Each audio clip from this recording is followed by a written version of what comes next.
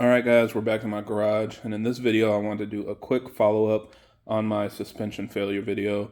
I try not to do follow-ups like this or respond to like a lot of comments, but in this case I think it's pretty important that I add a little bit more explanation to help you guys understand what happened to my car, so hopefully there's no more questions after this.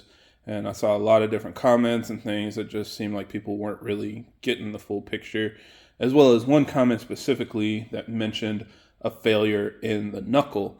And this was something that I saw in my research. I didn't really bank on it as being, the root cause, but they recommended that I at least check my car, and sure enough, I actually did have this issue. So I just wanted to make this video again to show you guys exactly what that detail is.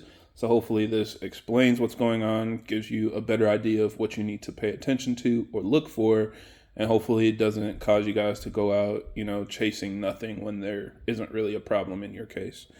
So this is a knuckle. I did end up buying a new one.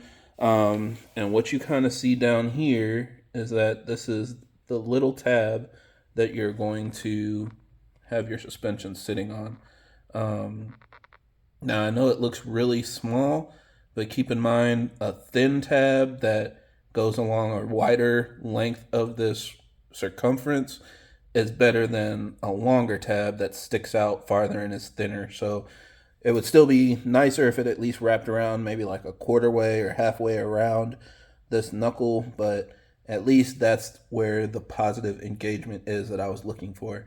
So when you slide your stock strut or your aftermarket strut into this hole, it's going to stop on that. Now that doesn't hold it up. It's held in place by the actual clamping pressure of the bolt that goes through this hole, but that's kind of what holds it in position so that you can tighten it down, and it just keeps it in the right spot. Now the comment from the last video mentions that this tab can break off, and so I decided to check on my knuckle, and sure enough, look, no tab. So you can see it literally broke clean off on my car. I don't know when it broke, but it definitely probably aligns with the timing that I explained in my video, where for several weeks I was driving my car and it was like slowly getting lower and lower, and I didn't understand why. So it had to be a couple months ago, I would say. And the clamping pressure on that bolt is basically what was holding it in place. So for everybody that was saying, can that bolt be loose or have backed off or something, I was trying to explain in my case, I know that wasn't the issue, because that's what was preventing it from just dropping out immediately until I hit that big speed bump. So this is kind of a better idea of what to look for. Again, if you're looking at the car from like the front or the side, just look up in that corner and make sure that your tab isn't snapped off, because if it is, then you're probably setting yourself up for failure when you do hit a big bump.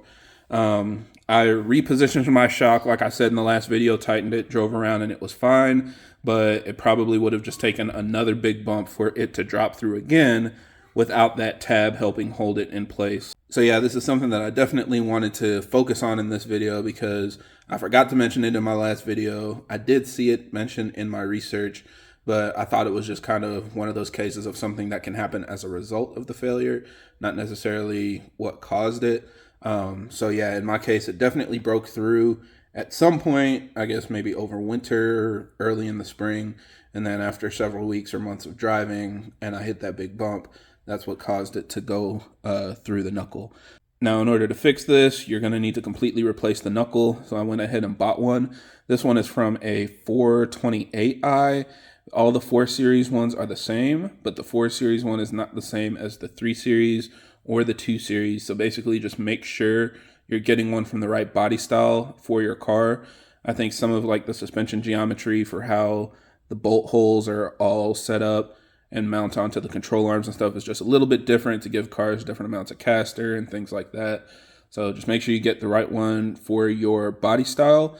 And then all I basically did, I removed the suspension, disconnected the control arms, undid the brakes, and then we're just gonna swap that over. So yeah, it's pretty simple to do. So yeah, I just kind of wanted to address this because again, I saw a lot of people posting comments in the last video, and I guess some stuff still wasn't quite clear. So no, it's not caused by installing aftermarket suspension.